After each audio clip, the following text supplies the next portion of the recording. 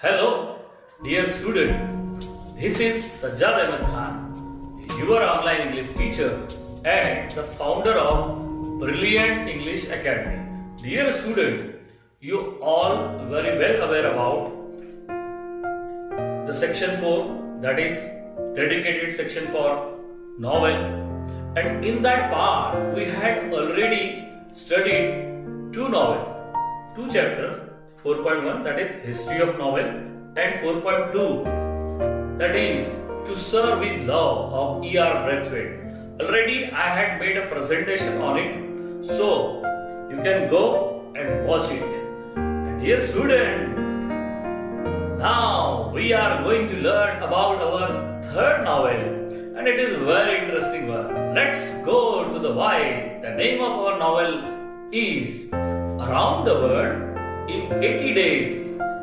दुनिया का सफर 80 दिनों में. Wow, adventurous.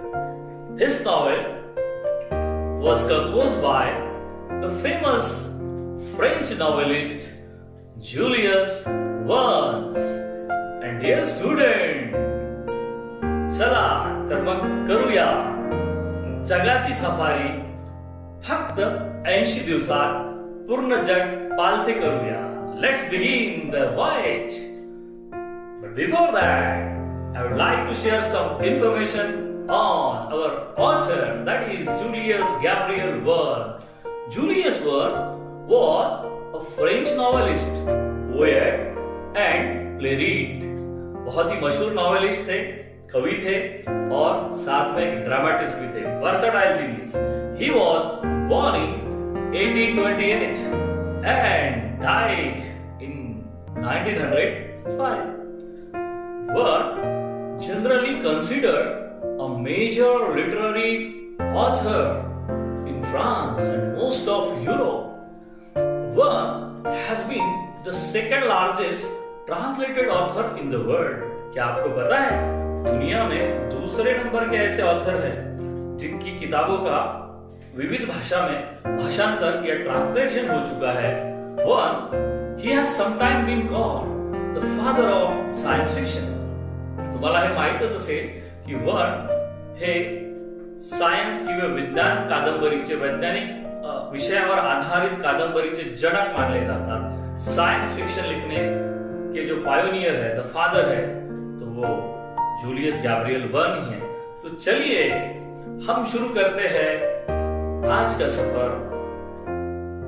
Let's see about his novel.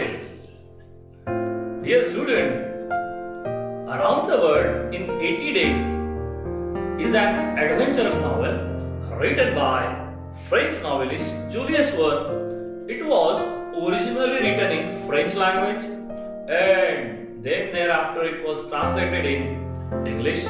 The name of French novel is Le Tour du Monde in Carter Wingate's George.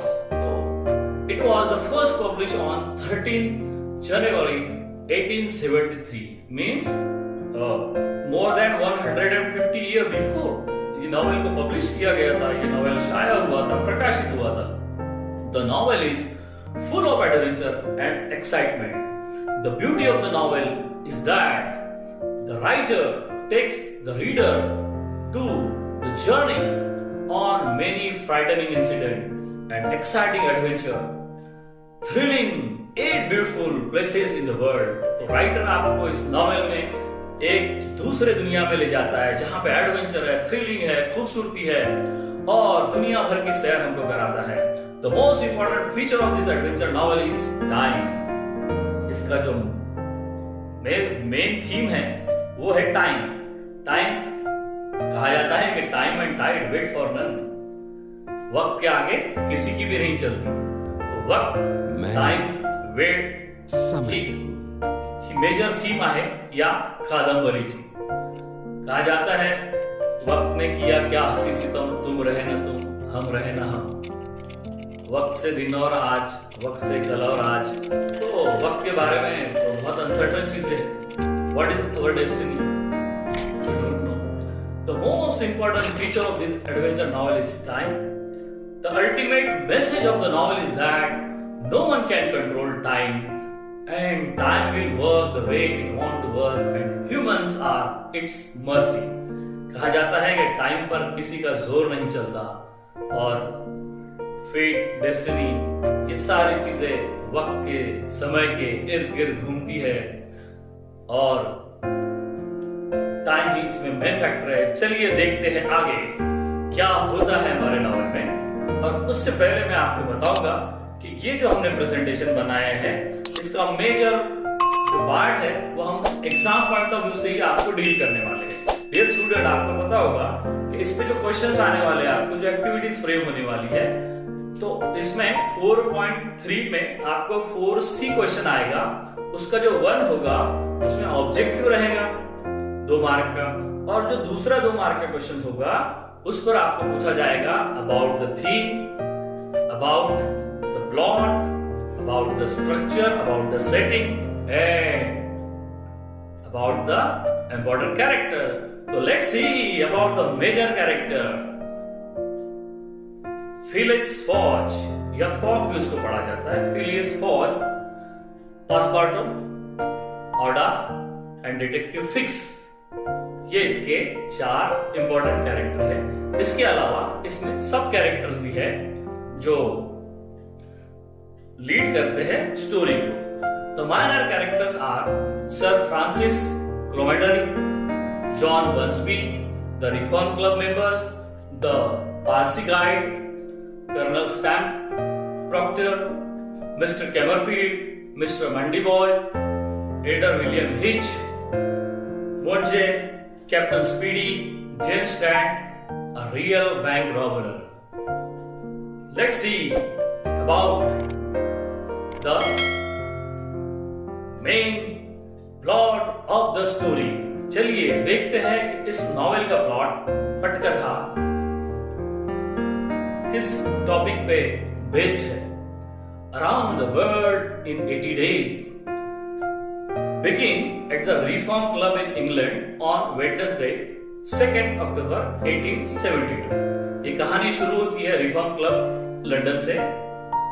At the club, Phileas Fogg, a rich British gentleman, जो हमारे protagonist है, जो हमारे hero है इस novel के, gets involved in argument over an article that was published in Daily Telegraph, stating that with the opening of the new railway section in India, आपको पता है हिंदुस्तान में, हमारे मुल्क भारत में 1853 में अंग्रेजों के राज में On 16 अप्रैल 1853 में पहली ट्रेन चली थी और ये उसी वक्त की कहानी है। बोरी बंदर से ये ट्रेन का सफर किया था ठाणे तक, जो कि 34 किलोमीटर का था। एंड ये हमारे देश के लिए बहुत बड़ी बात है। We say thanks to Britishers for that. और आपको पता है कि ये जो हिंदुस्तान में, भारत में, इंडिया में जो अंग्रेजों ने रेलवे ट्रैक डाला था, उनको यहाँ पे रूल करना था, और इसी खबर को ब्रिटिशर्स के रिफॉर्म क्लब में पढ़ा जा रहा था, जहां पे हमारा हीरो आर्गुमेंट कर रहा था बाकी अपने दोस्तों के साथ। तो उसने कहा कि अब दुनिया नजदीक आ गई है, just like we are telling today that world is the global village. तो उस वक्त ही फिलिस फॉग ने कहा था कि वो अब दुनिया का सफर, the journey of the whole world was completed in 80 days। तो ये सुनकर जो बाकी वहां के उसके दोस्त थे वो हैरत में पड़ गए। तो उसने वहां पे शर्त लगा ली। He accept a wager bid for 20,000 pound। तो बातों में वहां पर बेट लग गई, शर्त लग गई कि $20,000 अगर आप मुझे दे तो मैं आपको साबित कर दूंगा कि सारी दुनिया मैं सिर्फ 80 डेज में घूम कर बता सकता हूं। तो that was the bet and that is the main beginning of the story. यहां से हमारे कहानी की शुरुआत होती है। And our hero protagonist Phileas Fogg accepted the bet and he started his journey with his friend Passepartout from London by train at 8:45.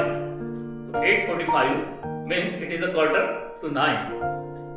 वो इन्होंने सफर शुरू किया था लंदन स्टेशन से और ये बात है on 2nd October. It was started and in order to win the wedge or the bet he must be returned to the club by the same time on 21st December 18 days later. तो शर्त के मुताबिक उनको 80 दिनों बाद उसी वक्त 21 दिसंबर को पहुंचना था अगर वो शर्त जीतना चाहते. The main plot is based on Fawz's travel, while subplots only support a certain theme. Fix the detective, यहाँ पे एक और किरदार है Fix जो डिटेक्टिव है. Follow the Fawz all over the world while he was touring and put obstacle in his mission. The suspicion that the Fawz might be clever gentleman, a robber is something of the novel. यहाँ पर उसी वक्त bank robbery होती है और फिर यहाँ पर जो डिटेक्टिव है वो डिटेक्टिव ये समझ बैठता है कि हमारा जो हीरो है वही डकैत है, वही रॉबर है और वो देश को छोड़कर भाग रहा है. और ये उसके दिमाग में फिक्स जो डिटेक्टिव उसके दिमाग में यही कॉन्सेप्ट होता है कि our hero was the real robber.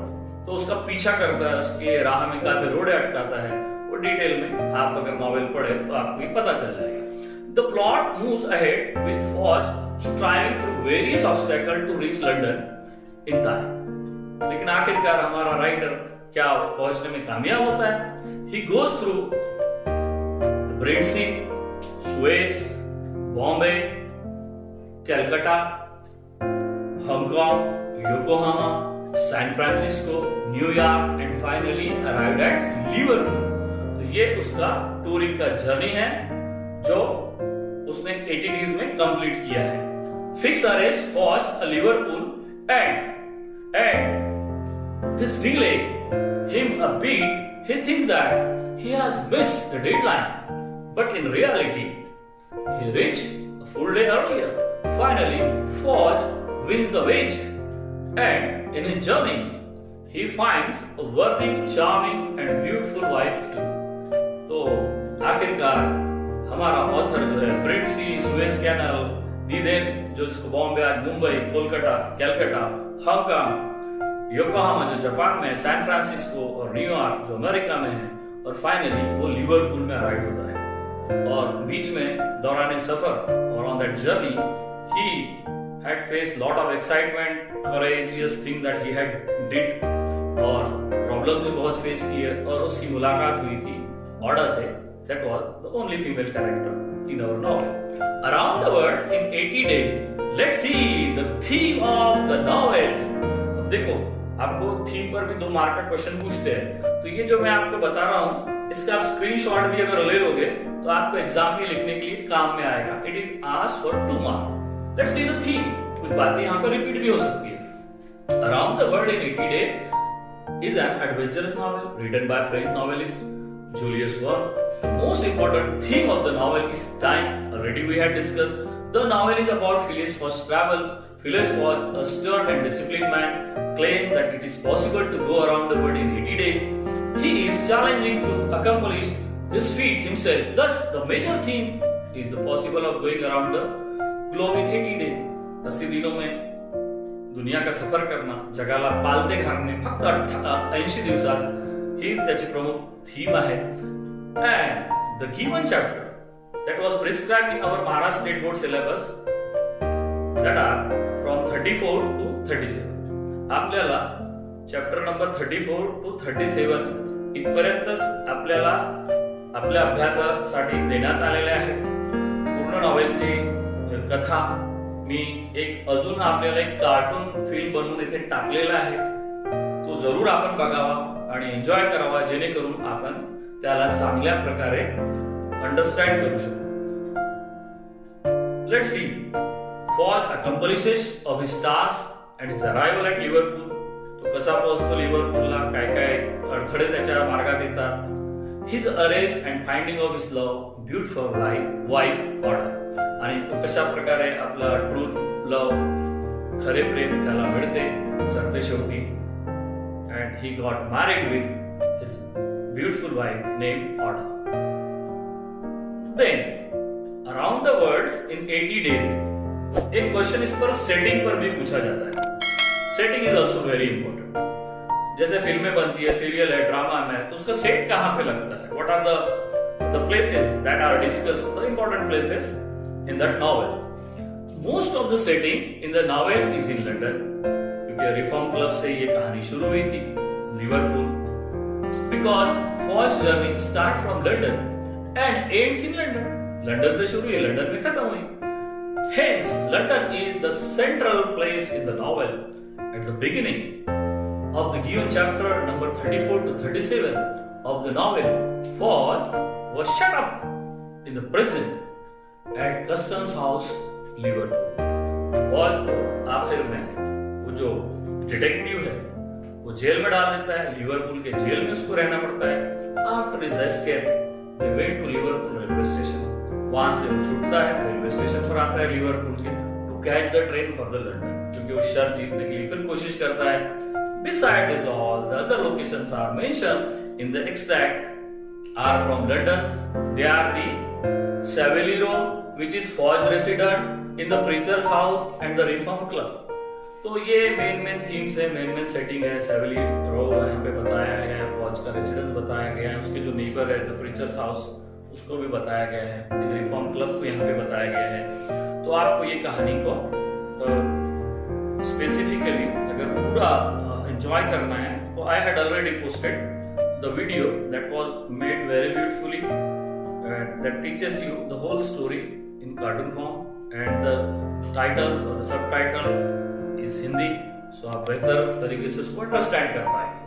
Around the world in 80 days, यहाँ के जो कैरेक्टर स्केच है वो हम बात करेंगे. तो इसका जो इंपॉर्टेंट कैरेक्टर है वो है Phyllis फॉज. Let's see. Phyllis फॉज is the hero and chief protagonist. ये मेन कैरेक्टर है, इंपॉर्टेंट है, हीरो भी है हमारे नॉवेल का. He was rich British gentleman. वो बहुत अमीर जेंटलमैन है, बाय नेचर भी बहुत अमीर है. And a solitary person. तन्हाई में, अकेलेपन में, एकटाच तो आपला जीवनाचं प्रवास करतो आहे. आणि he cared little about the opinion of others. He respected others. He had a self-respect. He was honest, courageous and calm. खूप शांत स्वभावाचा, अतिशय हिम्मतवान आणि खूप इमानदार आहे. He was cool. He was cool when dealing with Passepartout. तो उसका दोस्त भी है. And with Oda. Oda और Passepartout से उसके जो इमोशनल रिलेशन है वो भी यहाँ पे आए हैं. Though he had plenty of self-respect, he was honorable man in the Reform Club. Reform Club में बहुत ही इज्जत आबता लोगों में उसकी गिनती है. He was unselfish, non-materialistic and generous. He could control of his emotions. तो ये है फिलिस फॉज का character in short. Now we are turning toward the next character that is a very important one. That is Passepartout. Passepartout is the fellow traveler of Mr. Fogg. Travelling के निकलने के पहले ही Passepartout को as an assistant या made बोलकर साथ में गया था और फौज ने उसको अपने साथ लिया था. He is an honest as well as comic.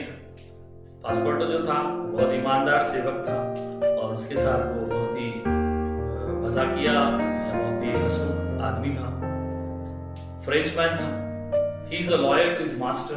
बहुत ईमानदार सेवक. Fogg. He was very emotional and excitable person. Very exciting person. और उतना ही वो जज्बाती और भावनिक भी है. He could not control his emotion. He has repentance as he realised that he could have prevented Fogg arrest. जब फौज को अरेस्ट होती है तो वो अपने आप को दोषी ठहराता है. He was thrilled when he knew about Faugh's marriage with Oda. जो ओडा से शादी होती है फौज की, उसके बारे में भी वो बहुत ज्यादा खुश है. As a friend, he played a very important role. He became very excited when they reached the reform club. Next character, that is very important character, Mrs. Oda. Yeah, Oda. Mrs. Oda is a charming young woman. She is the only female in the story. She is adventurous and brave as she traveling around the world with Phileas Fogg. मैं आपको बता दूं यहाँ पर कि ऑडा जो है वो भारत में ड्यूरिंग द ट्रैवलिंग फौज को मिलती है। कहानी में थोड़ा सा कंफ्यूजन ये है कि मैंने जो पढ़ा है, I am not going through the whole novel. एक जगह मैंने ये पढ़ा है कि एक राजकुमार की डेथ हो जाती है तो ऑडा जो उसकी वाइफ है उसको उसके साथ में लिया जाता है, क्योंकि उसमें भारत में सती प्रथा थी तो वो लोग चाहते हैं कि उसको जला दे। तो ये वहां पर जाकर उसकी मदद करता है। हमारा जो राइटर है वो भेष बदलता है राजपुत्र के भेष में, और लोगों को लगता है कि ये भूत है और वो भाग जाते हैं वहां से, और वो ऑडा को लेकर अपने साथ में ले जाता है, उसकी जान बचाता है। ये भी एक थीम है, भारत में सती प्रथा थी उस वक्त, ये भी यहाँ पे डिस्कस हुआ है। राजा राम मोहन राय जैसे महान समाज सुधारकों ने इस प्रथा को खत्म करने में बहुत बड़ा रोल प्ले किया है। तो ये एक बात भी यहाँ पे आई है इस नॉवेल की। इसके अलावा मैंने दूसरा एक पॉइंट यहाँ पे पढ़ा है कि कुछ लोग उस पर ऑडा के पीछे लगते हैं, ऑडा की वो जान बचाता है और फिर ऑडा को लेकर ऑडा का कैरेक्टर भी यहाँ पे आया है, कैसे फिर उससे शादी होती है आपको हम आगे बताते हैं। According to mister Fogg, missus Aouda has had a very difficult time in India where she was nearly killed by the persecutor, but she was saved by him. जो लोग उसको मारना चाहते थे उनसे बचाता है, और she was very grateful for him, तो वो बहुत उसकी शुक्रगुजार होती है। She was very loving lady. She was not at all money minded. वो बहुत ज्यादा मटेरियलिस्टिक नहीं है, loving and caring lady है और बहुत ही brave है। She was kind-hearted, generous, and she was an admirable woman. Now, last but not least, we had learned more about the character that is Detective Fix.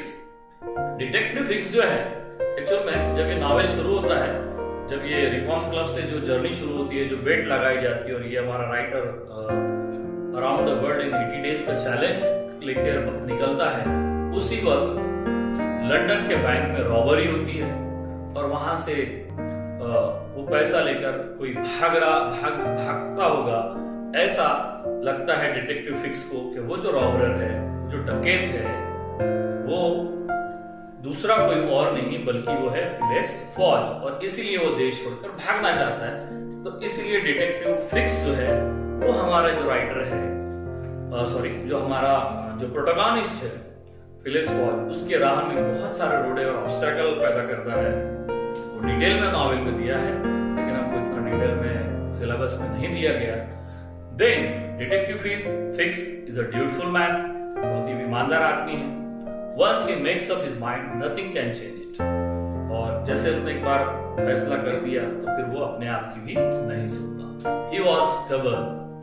During the whole journey, Fix followed Mr. Fodge as he suspected him as a bank robber. पूरे दौरान सफर उसका पीछा करता है, उसकी information लेते रहता है, क्योंकि उसको लगता है कि यही वो शख्स है जो रॉबर है। आगे बात आपको बता दूं कि स्कॉटलैंड यार्ड का वो एम्प्लॉइज है। स्कॉटलैंड यार्ड दुनिया की सबसे नंबर 1 की पुलिस मानी जाती है, और आपको बताते हुए मुझे बेहद खुशी हो रही है, गर्व होता है इस बात को। महाराष्ट्र की पुलिस, मुंबई पुलिस दुनिया में 2nd नंबर पर है स्कॉटलैंड यार्ड के बाद। तो we are proud of our Maharashtra police, specially Mumbai police for it. Dear student, Scotland Yard gives only a vague description of the robber. तो स्कॉटलैंड यार्ड ने डिटेक्टिव फिक्स को ड्यूटी पर लगाया, लेकिन पूरी कल्पना नहीं है उसको, वो बस खोजबीन कर रहा है, उसका शक है फौज पर। He puts many obstacles in Fauge's path, also arrested him as soon as they reach Liverpool. जैसे वो लिवरपूल को आता है तो पासपोर्टों को भी उसको उससे फोड़ने की कोशिश करता है, उससे इंक्वायरी लेने की जानकारी लेता है। एक बार तो वो उसको शराब पिलाता है और उससे राज हासिल करने की कोशिश करता है, और आखिरकार जब हमारा राइटर लिवरपूल पहुंचता है तो उसको जेल में डाल देता है। But when he found that mister फॉज is not guilty, लेकिन वहां पे पता चलता है कि फॉज बेकसूर है, he was not guilty and he was not a robber. He felt very sorry for him and apologised. The author Jules Verne presented him stupid and an unimaginative person in the story. तो ये है detective Fix का कैरेक्टर, और dear student, hope you like my presentation. अगर आपको मेरा presentation पसंद आया है तो आप मेरे ब्रिलियंट इंग्लिश एकेडमी के चैनल को लाइक करें, सब्सक्राइब करें और कमेंट करें। But before that I again request you कि इस कहानी को और अच्छे ढंग से पढ़ने के लिए मैंने आपके लिए इस वीडियो के साथ ऐड किया है बहुत ही मनोरंजक एक cartoon film, very short film on the complete story. सिर्फ उसमें एक गलती है कि वहां पर 10,000 पाउंड बताया है, वो जो अमाउंट है बेट का वो है 20,000 पाउंड। आखिरकार जब हमारा फौज जेल से रिहा होता है तो फिर दौड़ते हुए वो रिफॉर्म क्लब जाता है, तो उसको ऐसा लगता है कि वो लेट हो गया, लेकिन उसका जो घड़ी है वो वार लाइन होती है, तो वार रेशा जिसको बोलते हैं डे लाइन, तो उसके हिसाब से वो एक दिन पीछे आगे चलती है। लंदन वो सैटरडे के दिन पहुंचता है, लेकिन वहां का वक्त उसका संडे बताया था उसमें, तो उसको लगता है कि वो शर्त हार गया, लेकिन वो शर्त जीत गया होता है और एक दिन पहले ही वो रिफॉर्म क्लब में पहुंचता है। उसके बाद में he got and win the ways the weight of 20,000 pound, जो आज लाखों रुपए हो सकते हैं इंडियन करेंसी में। And then thereafter, he was happily married in Oda. So that was the end of this story. Thank you for joining us. I am Sajjad Ahmed Khan, signing off here. Thank you very much.